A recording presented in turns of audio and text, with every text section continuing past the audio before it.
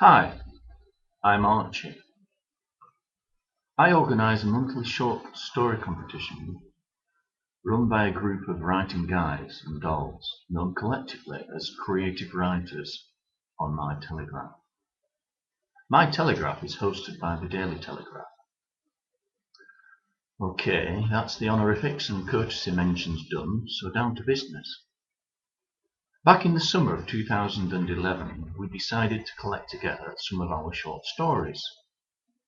36 made it into our collection, which unsurprisingly is called 36 Short Stories 2010/11.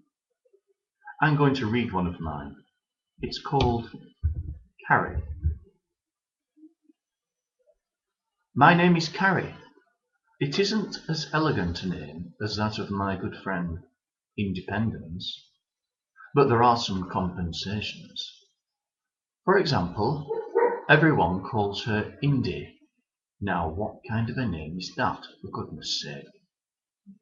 It's so long since she has been called by her true name that I am beginning to suspect that they have forgotten it. That can be our secret, but I digress.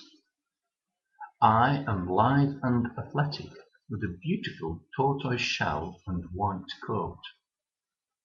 I was born far from here, and I am loving and affectionate with my pets. Unfortunately, my first pet got into trouble with the law. He didn't listen to me, as I was so young. In turn, I felt betrayed. It was time to move on, and so I came here. My new pet thought it a good idea to introduce me to the three guardians of this house. Two of them, Cassiopeia and Miss Heavenly Bliss, ignored me. They had sufficient manners and were of good breeding, being Bichon Frise and Border Collie, respectively.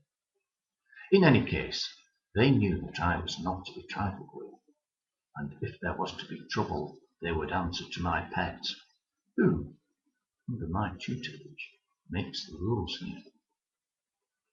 The third guardian, Jasmine, proved a different prospect. True to her German Shepherd pedigree, she repeatedly lunged at me and made such a fuss that I could see there was to be no peace between us. It is a good thing my new pet restrained her, or who knows how matters might have gone. At my insistence, my pet provided me with flea collar and drops. They weren't strictly necessary, but one has to go through the forms, and I had no desire to seem a common stock. I bore this indignity with good grace, only rarely attempting to dislodge the device. It was clear from the outset that I would need a friend and companion, and soon I made my feelings known to my pet. Within several days, Independence arrived.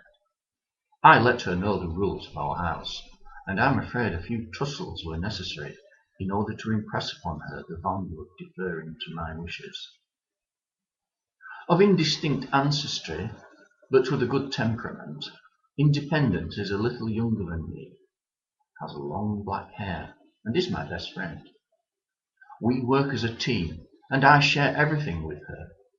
Together, we manage the affairs of our home. Our main duty is to ensure that my pet conducts herself in a manner appropriate to her position. My pet's main duties are to feed us and clean our toilets. She has other duties, but these are of little importance.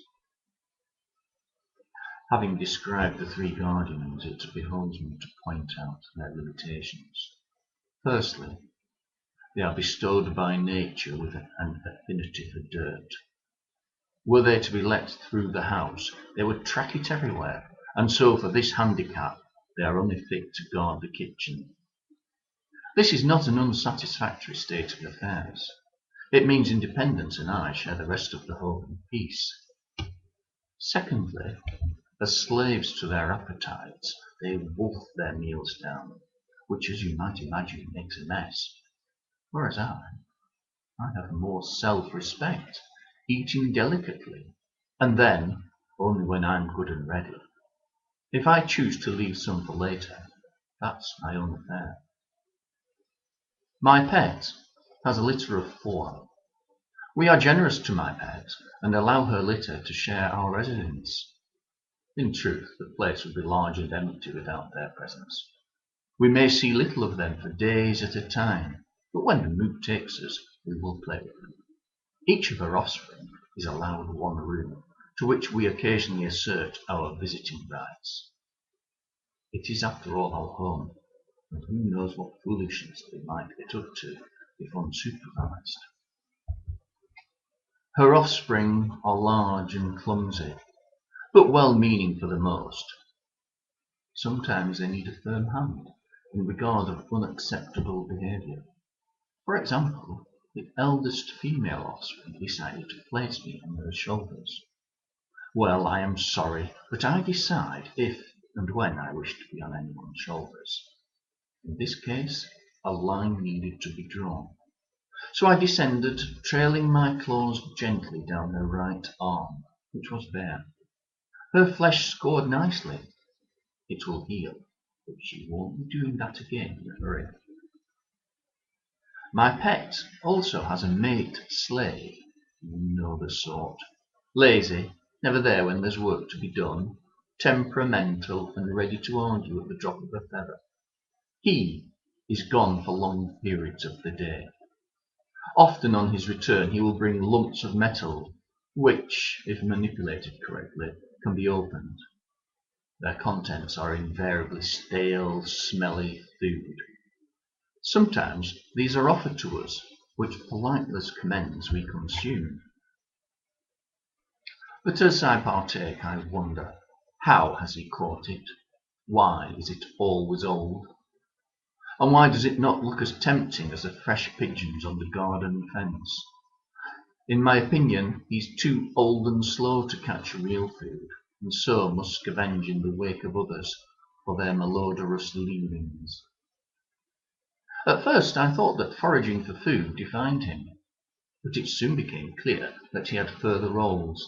He plays well, is kind and gentle, and doesn't prod and poke me as if I were made of clay. When stooping to play with me, he doesn't object if I leap onto his back or shoulders, and he doesn't rudely push me off, preferring to entice me down.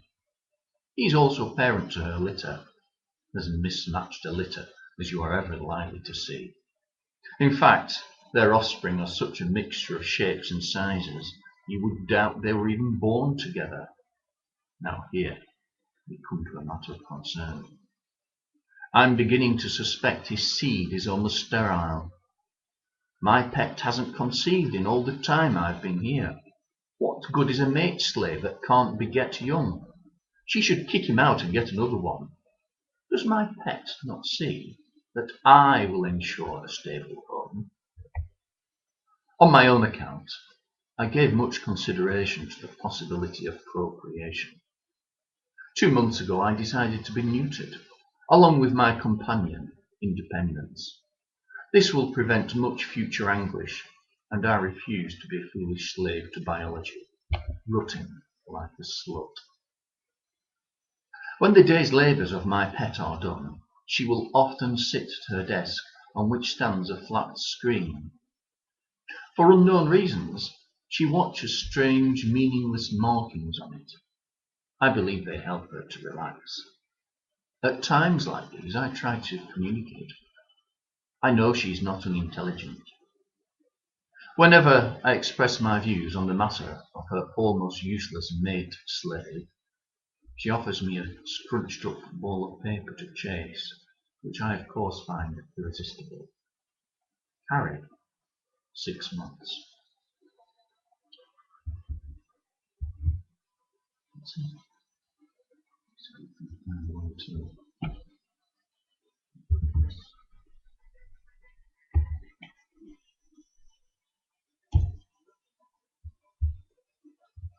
Doctor apologising. Beast.